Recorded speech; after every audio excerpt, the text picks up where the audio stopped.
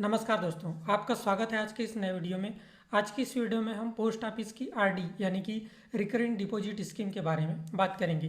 Post office की RD scheme में क्या होता है कि आपको हर महीना एक निश्चित अमाउंट जमा करना होता है। उसके बाद जितने समय तक आप जमा करेंगे, टोटल पैसे में आपका जितना इंटरेस्ट बनेगा वो दोनों ही मिलाकर आपको मैच्योरिटी के रूप में दे दिया जाता है। अगर आप हर महीने पैसा बचत करना चाहते हैं तो इस वीडियो के अंत तक देखते रहें। मैं आपको इस वीडियो में बताने वाला हूं कि आरडी स्कीम में कौन अकाउंट ओपन करवा सकता है, मिनिमम और मैक्सिमम कितना जमा कर सकते हैं, कितने साल तक जमा करना होगा, कितना ब्याज दर मिलेगा, लोन की फैसिलिटी मिलेगी या नहीं मिलेगी। इस योजना से जुड़ी सारी जानकारियां मैं आपको इस वीडियो में देने वाला हूं।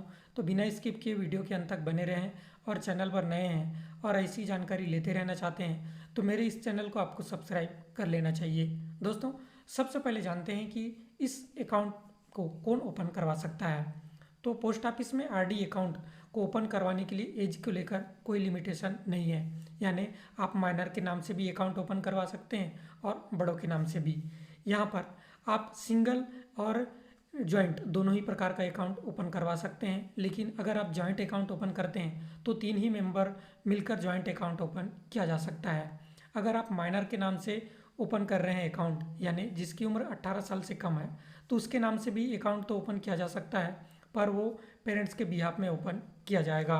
अब जानते हैं कि मिनिमम और मैक्सिमम आप कितना जमा कर सकते हैं। तो मिनिमम पोस्ट ऑफिस में आरडी अकाउंट आप 100 रुपये की स्टार्ट कर सकते हैं और मैक्सिमम की कोई लिमिटेशन नहीं है, यानी आप जितना चाहें उतना पैसा का आरडी अकाउंट ओपन करवा सकते हैं। और पोस्ट ऑफिस को लेकर एक जानकारी आपको बता दूं कि आप पोस्ट ऑफिस की किसी भी स्कीम में जितना भी पैसा जमा करते हैं उस पैसे पर सरकार की गारंटी होती है।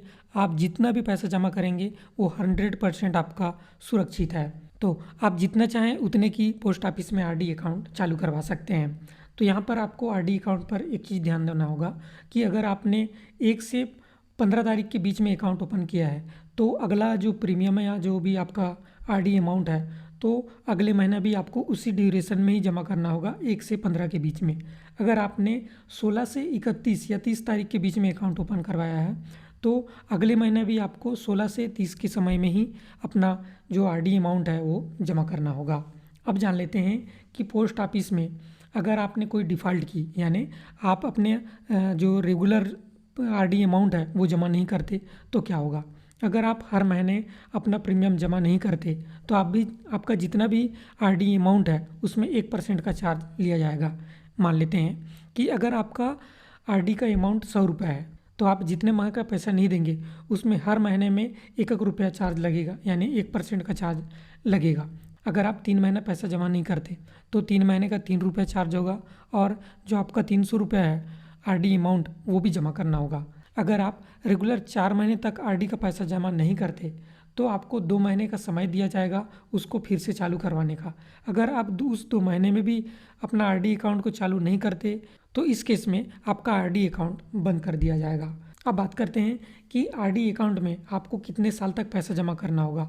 तो आरडी अकाउंट में आपको 5 साल यानी कि 60 महीने तक पैसा जमा करना होगा।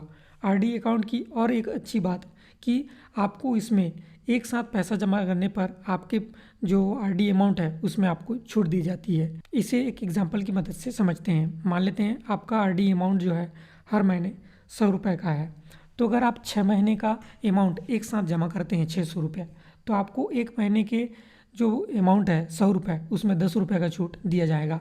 यानी आपका 6 महीने का आरडी अमाउंट बनता है 600 रुपया, तो आपको 590 रुपये ही जमा करना होगा। अगर आप 12 महीने का अमाउंट एक साथ जमा कर देते हैं आपको 40 रुपये का छूट दिया जाएगा। यानी अगर आपका 100 रुपये का मंथली आरडी है तो 12 महीने का हो जाता है 1200 रुपये, तो आपको 40 रुपये का छूट दिया जाएगा, यानी कि आपको 1160 रुपये ही जमा करना होगा। एक मुश्त पैसा जमा करने पर आपके टोटल अमाउंट पे आपको रिबेट मिल जाता है।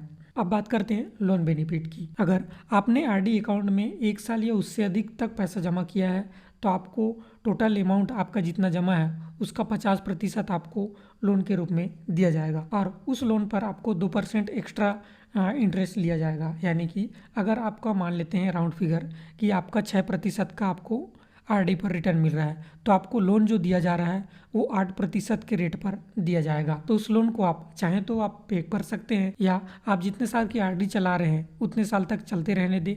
जब आपका लास्ट मैच्योरिटी का समय आएगा उतने समय पोस्ट ऑफिस कैलकुलेशन करके जितना भी आपका लोन का अमाउंट है वो माइनस करके आपको जो पैसा बनता है वो आपको दे देगी। अब समझते हैं कि प्री मैच्योर क्लोज के बारे में, यानी अगर आप 5 साल से पहले अपना पैसा निकाल दें आरडी से तो ये हो सकता है या नहीं। तो पोस्ट ऑफिस में आप 3 साल से पहले तो आरडी अकाउंट को बंद नहीं कर सकते। अगर आप 3 साल से पहले अपना आरडी अकाउंट बंद करते हैं तो आपको आरडी का इंटरेस्ट रेट नहीं दिया जाएगा, जो सेविंग अकाउंट का इंटरेस्ट रेट है वही मिलेगा। तो अब जानते हैं कि पोस्ट ऑफिस की आरडी स्कीम पर आपको कितना इंटरेस्ट रेट दिया जा रहा है।